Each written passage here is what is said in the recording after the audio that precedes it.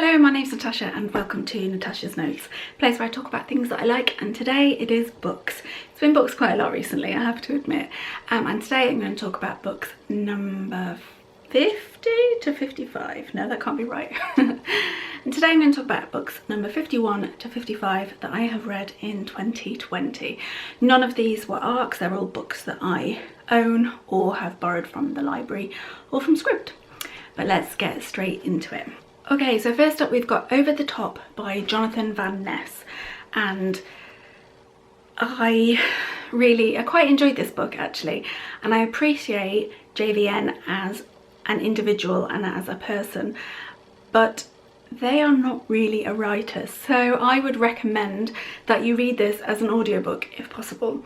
I found that the audiobook, it kind of goes off on tangents. It's like he's talking, and so he reads the audiobook, and I think it makes it a much better experience than if you would just be reading but words on a page. It doesn't have that same sort of feeling. I started to read I've got the ebook and I started to read that, and then I moved to the audiobook from Scribd, and there's some quite difficult topics that are discussed, and I think that they were maybe easier, maybe not easier, but they were not as difficult to read about than they would have been as words on a page, rather than the awesome JVN explaining his story in his fabulous way, but with a more self-love positive spin on things.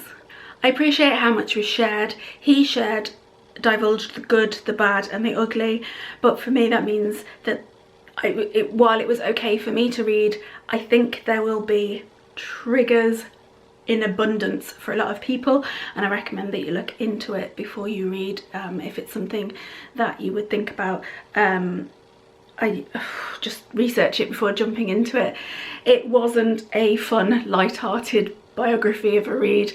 It was definitely a difficult read at times, but the overwhelming and overarching point is about self-care, self-love, and I am glad that I read it, and I still have the same appreciation for JVN that I did before, but I think I have a bit more of an understanding of him as an individual and what he's been through, so I enjoyed that. I gave it 4 stars, and Goodreads average at the time of me giving it that rating, it had 4.22 I think it was. So Goodreads and I are obviously on a similar page. Book number 52 is a book that I've been meaning to get to for a long time. I have heard nothing but good things about this, and I was not disappointed, and that is Aristotle and Dante Discover the Secrets of the Universe. This is by Benjamin, I've forgotten his name, Benjamin Alire-Sanes? Is that how you say it? I apologise if I've just completely butchered his name. I read the audiobook for this, and it is read by Lin-Manuel Miranda, and he did a really great job, and I enjoyed having him in my life for a little while while I read it. I found it to be a really wonderful book. They're like full, fleshed out characters. It wasn't rushed in any way. It was character driven. Even the parents have more to them rather than just being their parents. You find out more about them. I felt like it was tackling important topics and covering important things that people go through in life, and the importance of talking with people and dealing with things rather than bottling them up inside, or dealing with things alone. My heart was, I don't know, something about this book, it wasn't a fun, enjoyable read. I wasn't bouncing through it, I was just reading it, but I felt, normally I'm not really into the slower paced books, and it didn't really have much of a plot, but I didn't mind because something about this book was written so beautifully and so well that I was just happy to just go along with everything that was happening. I really enjoyed the parents, I really enjoyed Ari and Dante's friendship and everything. I appreciated that people had flaws as well, and they weren't just perfect. They people loved them, warts and all, and I think that's true of life. There was one thing at the end, towards the end, that I didn't particularly like, and I think I've read some spoilers since, and I think I'm not alone in that, but I don't want to discuss that. I don't want to go into any sort of spoilers. Essentially, this book deserved the hype. I gave it 4.5 stars, but rounded it up to 5 on Goodreads, and the Goodreads average was 4.3 something, 3.5 maybe. So again, I pretty much agreed with Goodreads. Not that that's anything to be like really proud of. Book number 53 is Christina Lauren, Hating You, Dating You, which I have got somewhere, but I can't see it right now, so I will just put up a picture. And I've been on a bit of a Christina Lauren kick over the last year, I would say, to be honest. I'm going through as many of their books that I own, and I've been listening to some from the library and things. This one I would say wasn't my favourite. I'll just cut to the chase and say I gave it 3 stars. It's about 2 people who meet at a party. Funnily enough, it's an early Halloween party, and she goes as Hermione and he goes as Harry, and they hit it off straight away, but they find out that they work for rival agencies, and then their agencies merge and they're both sort of vying for the same job. So they go from the positive thing to then behaving like like children and trying to play tricks on each other and trying to get one up over on each other. And that's about it, really.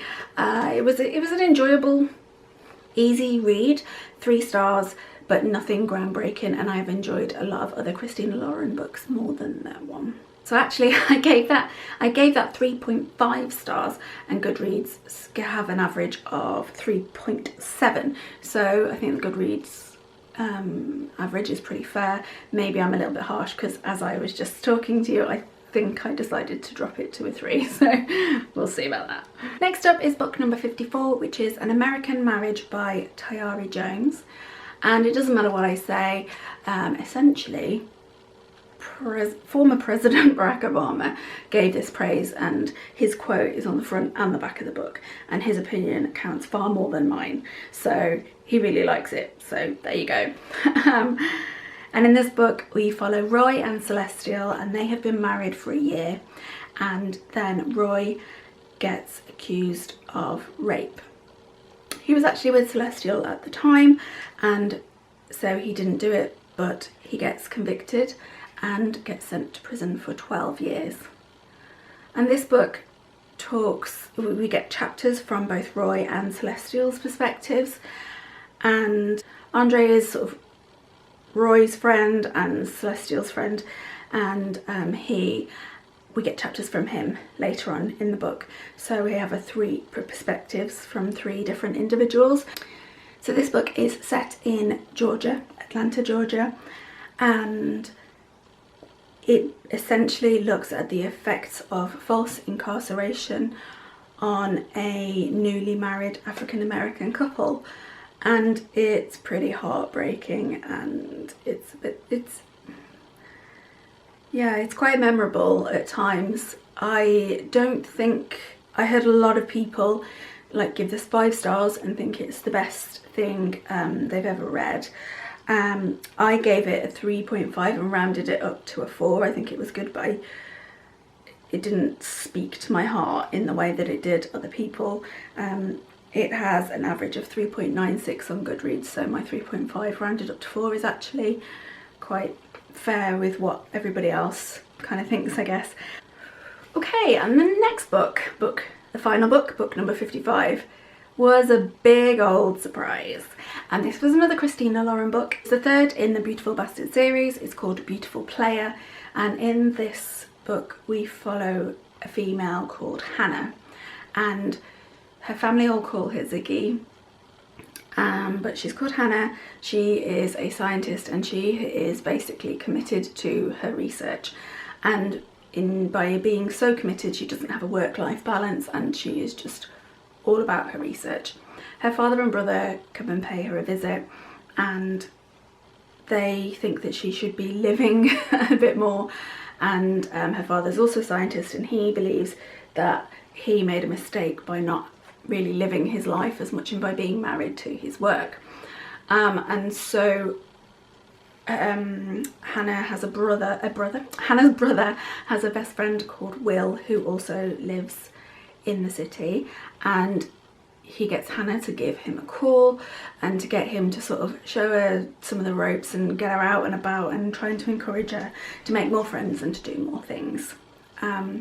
Will is also a scientist, I think, but he is an investor. Will runs a company with Max, who is the main male character of book number 2. And whoa, this book took me by surprise. When I read these books, I am expecting a whole load of lovely smutty smutness. There's often not much story. Admittedly, I preferred book 2 to book 1, and I now prefer book 3 to 2 and 1. Whether it's that Christy and Lauren are finding their feet as they move through the series, I don't know, but I loved this book so much. There's a lot more story, there's a lot more development of characters and their relationship or their friendship. There's a lot more sort of chemistry and, I don't know, just waiting and desperately wanting something to happen between them. So they took the time to develop relationships and friendships and characters and everything before we got on to the very steamy sort of sex scenes that we know and love from this series. I really got to like the characters. I appreciated that you had the couples from books 1 and 2 come in, and they've all come together now, and I really liked that. And the last thing I put was that I very much appreciated the science nods. As a scientist, I liked it. I liked that Hannah was a little bit of a science geek because, you know, that be me too. Why did I say that be me? I'm clearly not very good at English. Yeah, I liked that Hannah was a little bit of a science geek, and I really enjoyed these characters, and I loved this book, and I was trying to rein it in and trying to get myself to give it a realistic star rating, but I just thought, fuck it, I really liked it. I read it in one sitting. The book did not leave my hand from the minute I started reading it. I'm so glad I picked it up, and I have given it a big old 5 smutty smut stars. Why do I keep saying smutty smut?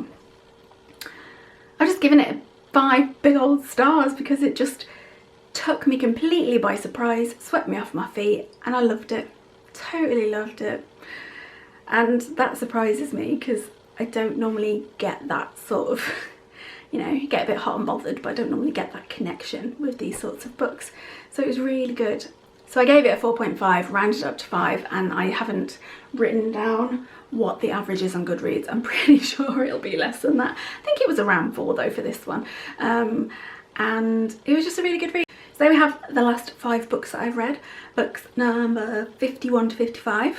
I really enjoyed them. I had a good old bunch there. And I'm glad to be making my way through books that I own and get them off my shelves. And unfortunately, or fortunately, I have probably another 10 arcs to read, so I'm going to try and focus on those next. But I had a good reading stint with those 5 books and I really enjoyed it. I'd love to hear what you thought, if you've read any of them, or what books you've just enjoyed reading recently. I always love to hear recommendations, and I love to hear from you guys. I hope you're happy, I hope you're well, I hope you're taking care, and yeah, that's it. Thank you for watching, take care, and I hope to see you next time. Bye bye.